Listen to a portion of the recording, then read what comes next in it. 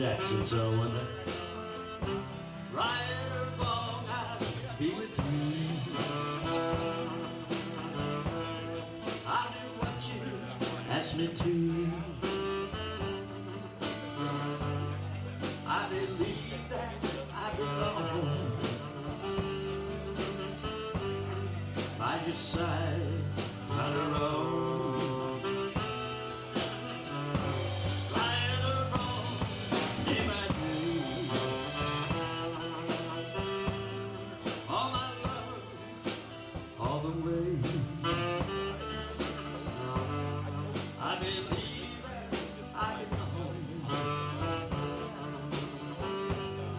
by your side, right or wrong.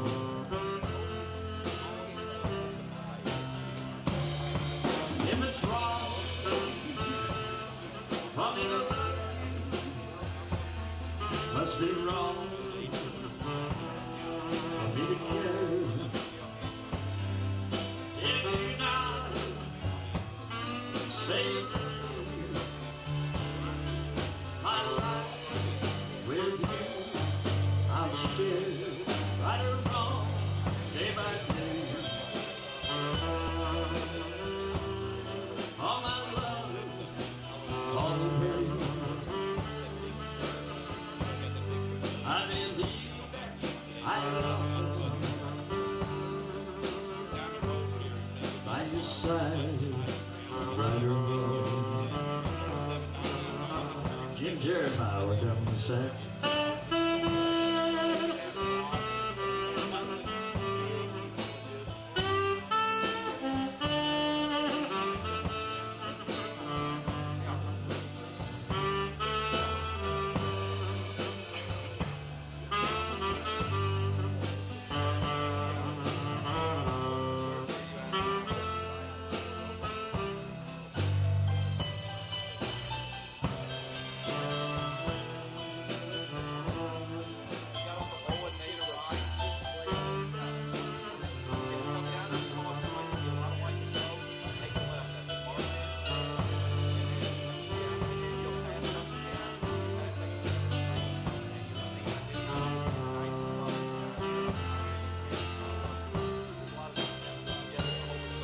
If it's wrong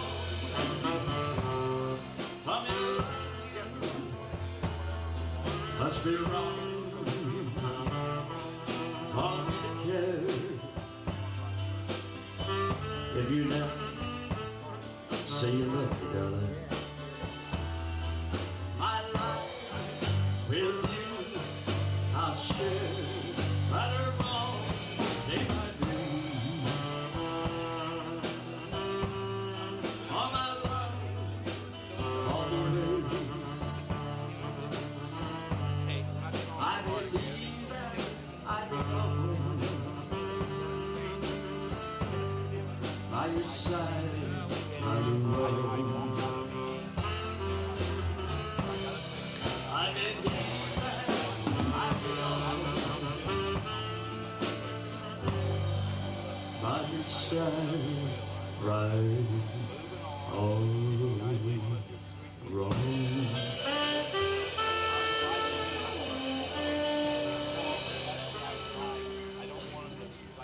One time. Hi, this is Bob Weiss. I'm at the Knights of Columbus Hall in St. Genevieve at Jure de Fête, and I'm here today with Brian Hastings. Can you tell me a little bit about your car?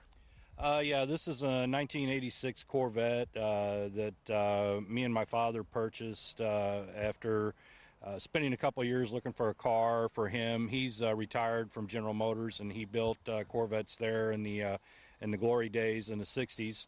And we just decided it was time for him to own one in his retirement. So we went out searching, and we found this one, which is a relatively rare car, and it's as far as we know, it's the only one right now titled in its existence. There was 488 of them ordered by a dealer in California, and the National Registry of Corvettes in Bowling Green shows only this one as a currently registered and titled car. So how did you find it, and where did you go to get it? Well, after literally a year, a hard search for a car that we liked, a friend of mine told me about his brother-in-law having a car that was he was trying to sell in order to help him pay airfare and bills to help his brother in Florida who was diagnosed with cancer. And just out of consideration of that, we went to look at the car, and wasn't 5 minutes of seeing the car, and we said, "Yep, this is the one. This is the car that we've been looking for." And so we were happy to get it, and we were happy to help Mr. Crump out at the same time, and for him to spend some quality time with his brother in his last days. So worked out good for everyone. But yeah, we're real proud of the car. My father's 79 years old, and he's old gearhead at heart, so we have some good times with it, and he drives it every day. Well, I think probably everyone in our age group has always dreamed of owning a Corvette. I mean, I think that's a dream of mine, and most young guys, when you see a Corvette go down the road, you have to turn and see it go by. Yeah, and that's the thing, you know, this isn't no glory fast hot rod. It's just a fun car to drive. I mean, the Corvette experience is you feel like you're sitting in a fighter cockpit, and whether you're going 55 or 85 or faster, if you dare, it's just fun to drive. That's all it's about, just the experience, you know. Okay, you said 1 of 400. What makes this particular car more rare than some of the others we might be familiar with? Yeah, the dealer ordered from the manufacturer the combination of the interior, which is metallic bronze, along with the exterior color, which was medium metallic brown, and then the racing stripes, which are actually factory applied painted stripes. They're not adhesive stickers like you see on a lot of the cars. So there was 300 of the coupes and 188 of the convertibles.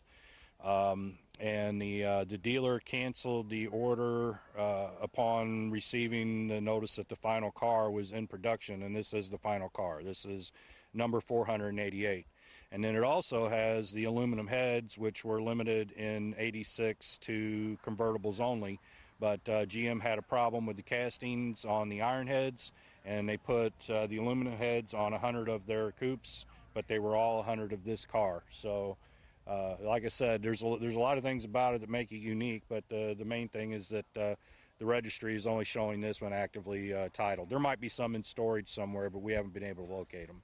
All right. Well, thank you very much. I appreciate you taking the time to talk to us. Thank you. Appreciate it. And I'm here with... Chris Berger. And tell me a little bit about your truck. What year is it? It's a 1966 Chevy step-side pickup. And where did you come across this one? Oh, it's got parts from several trucks, but it's basically a 1-ton. The cab is off of a 1-ton truck, and the rest is just good parts that I've found along through the years and redid it. So basically you were searching all over the place trying to piece together something that looked as good as it does today. Definitely. All the best parts I could ever find, and if it wasn't the best, it's a new factory reproduction. And how long did it take you to make it look this way? 7 years. 7 years from start to finish, and I'm assuming that was full off the frame, complete restoration. Yes, sir. Every nut and bolt has been off of this truck and replaced, start bottom to top. So if I talked to your wife, she would say for 7 years she barely saw you? Well, she wasn't around when I was building this. Oh, okay. All right. This is a 2-year-old relationship. I got you. So she came in on the tail end of this. She one. did. She's getting all the goodie out of it. Probably fortunate in the long run. Probably. So if you had to guesstimate, what do you think you have in the truck? About 30 grand. And your heart and soul? And lots of labor of love, yeah, yes. Well, I've got to say, it turned out absolutely gorgeous. You did a wonderful job on this. A beautiful truck. Oh, thank you. Appreciate it. All right. Thank you very much. Hi, I'm here today with... Francis Gisler. And tell me a little bit about your tractor. Well, it's a 1939, as you can see, it's a John Deere. And I ran across it because we were talking one night at work, and the guy said, I got one of them, and I'm not going to do anything with it anymore. Okay. So I offered him $25, and he took it. So that was in 1964. So I took it home and got it kind of put back together, and went and got a mower from a golf course supplier of lawn and equipment, and I mounted it, and we mowed for just a lot of years until my kids got big enough to mow around the house, and then I needed something that was safer for them. But anyhow, it's not perfect, but it's a lot of fun, and it's a 1939 model. It was listed as about 11 horsepower, and what it was designed for, it was John Deere's, what we call produce and truck patch farming around these big cities where these people would raise their roasting ears and tomatoes and pickles and everything, and in the morning they would get into town and sell it with their horse and wagon and all. And this had a cultivator and a mower and a plow, and it replaced the horse and the mule, is what it did. So now I don't need the horse or the mule, and I don't hardly need it. All right, well, thank you very much. I appreciate you telling us about your tractor. You're welcome. And I'm going to keep this for, I bought it in 1964. It's a 39, and it's just 3 years newer than I am, so we're going to be together a long time. All right, well, you both look pretty good then for your age. Thank you. All right, thank you. And I'm here with? Paul Chrysler. And tell me a little bit about your car. What year is this? This is a 65 Mustang Fastback 2+2 high performance 289. I bought it semi done, but I had to do a little work to it. Did some motor work and some paint job and some, you know, just some odds and ends, some tires, wheels, and stuff like that. And where did you come across this one? Actually, it came from Steelville, Missouri, in a barn.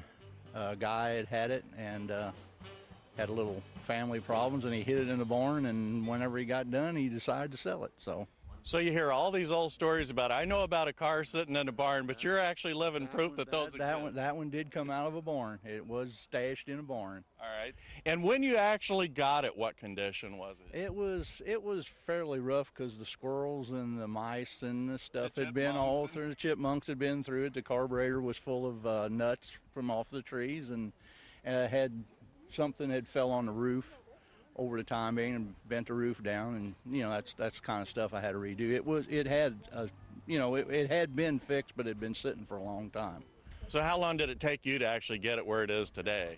Oh, well, that's one of those deals. If you talk to anybody, you just keep. It never stops. There's always something you want to buy. There's always something you want to add. So you just kind of play along with the game, you know. But my wife and I just buy it. We just use this as a driver. You know, we drive on Sunday afternoon or go to shows or whatever. And it's just fun to mess with. I've wanted it since I was 12, and I'm 56 now. I finally got it, so it's one of them deals, you know. It's one of them deals. All right. Well, thank you very much. I appreciate your time. I appreciate you stopping by. Thank you. All right. Thank you.